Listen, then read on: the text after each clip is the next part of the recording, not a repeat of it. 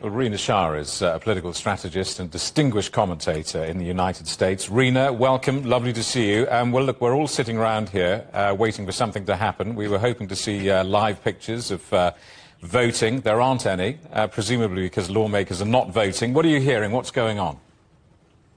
A lot of moving parts at this moment on Capitol Hill. Certainly, it seems that Speaker Johnson does not want to be embarrassed yet again today, with just hours ahead of a deadline that could shut down our government and create really big problems that essentially punish innocent federal workers as well as our active duty military members with a range of implications that many are not even aware of.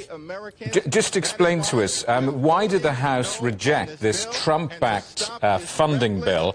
And what does that say about divisions in the Republican Party? Shutdown, vote.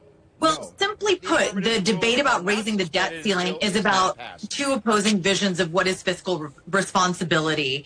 And I think Congressman Chip Roy of Texas, a Republican, put it best yesterday in his remarks on the House floor, that he could not believe his party thought this was a fiscally responsible bill to put forward. On the one hand, you have staunch fiscal conservatives saying that, you know, this is reckless, that if we're not going to rein in federal spending, what kind of country will we be, spending into oblivion as we've been doing? On the other hand, people who say we need to raise the debt ceiling say we need to do so because we risk economic calamity if we don't do that. We would be defaulting on our financial obligations for the first time in history if we do not raise the debt ceiling. So again, you've got two factions there within the Republican Party that have created a huge problem for Johnson.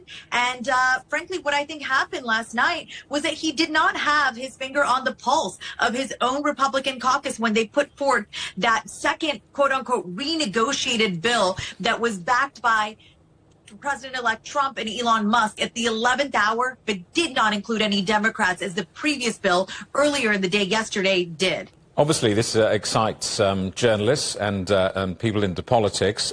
For the ordinary American, what does a government shutdown mean? Well, let me put it this way. Good things and bad things. On the one hand, you've got folks saying that they want to see Washington, D.C. behave differently with our federal taxpayer dollar.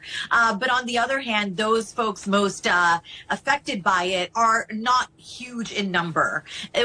One thing that many people have been really concerned about is Social Security checks, Medicare checks. These are our entitlement programs that help those who need it. And those who receive that kind of pay are typically, again, older Americans, indigent folks, people who rely on these government entitlement programs. Slashing them doesn't make sense. And in the event of a federal government shutdown, those checks do not get affected. They still go out. Rina, don't go away, because you never know. Something might happen, and we might talk again very shortly. But in the meantime, thank you for that. Rina Shah, the political strategist and commentator in the United States.